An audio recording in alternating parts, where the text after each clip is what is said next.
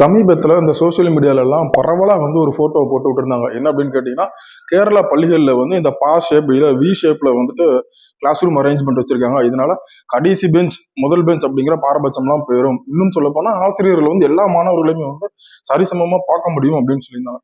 இது எந்த மாதிரி விஷயத்துல லாஜிக் வளவு தெரியல. என்ன பொறுத்த வரைக்கும் ஒரு டீச்சரா இது மிகப்பெரிய தவறான விஷயம் அப்படின்னு நான் சொல்லுவேன்.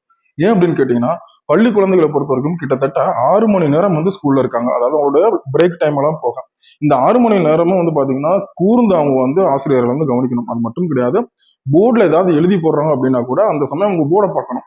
உதாரணத்துக்கு இந்த பக்கமும் சைட்ல இருக்கிற ஸ்டூடெண்ட்ஸ் பாத்தீங்கன்னா அவங்க ஒண்ணு அவங்களோட ரைட் ஹேண்ட் சைடு பார்த்துக்கிட்டே தான் இருக்கணும். ஆசிரியர் கவனிச்சா அவங்கள பார்த்துட்டே தான் இருக்கணும். இல்ல போர்டுல ஏதாவது எழுதி போட்டா பார்த்துட்டே தான் இருக்கணும்.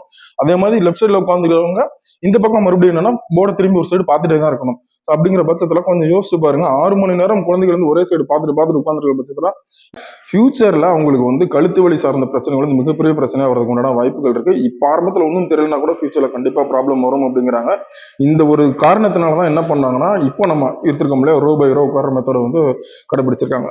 இல்ல சில பேர் என்ன சொல்றாங்க அப்படின்னு கேட்டீங்கன்னா, அந்த கருத்துக்கு எதிர்மறையா சில பேர் ஏன் ஒரே இடத்துல மாணவர்களை உட்கார வைக்கணும், ஒரு நாள் இந்த பக்கம் உட்காந்துக்கிற மாணவரை இந்த பக்கம் கொண்டு வாங்க, இந்த பக்கம் வந்த மாணவரை அந்த பக்கம் கொண்டு வாங்கன்னு சொல்றாங்க. எல்லாமே சரிதான்.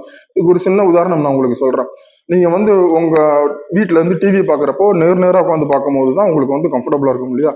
அதை இது ஒரே ஒரு நாள் உங்க டிவி பக்கவாடா வச்சுட்டு ரைட் சைடு லெஃப்ட் சைடு வச்சுட்டு ஒரு சைடு 3 மணி நேரம் அந்த டிவி நீங்க பார்த்துட்டு கவனத்தை செலுத்திட்டு உங்க கழுத்து எப்படி ஃபீல் ஆகுதுன்னு நீங்க சொல்லுங்க.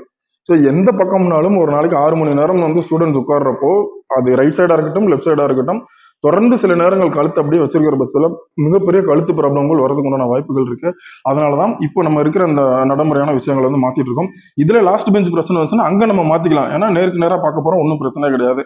இது என்னுடைய ஒரு தனிப்பட்ட கருத்து தானே தவிர பொதுப்படியா நான் சொல்ல வேண்டிய விஷயம் இல்லை. ஸோ இதை பத்தி நீங்க என்ன நினைக்கிறீங்க அப்படிங்கிறத கமெண்ட் சொல்லுங்க.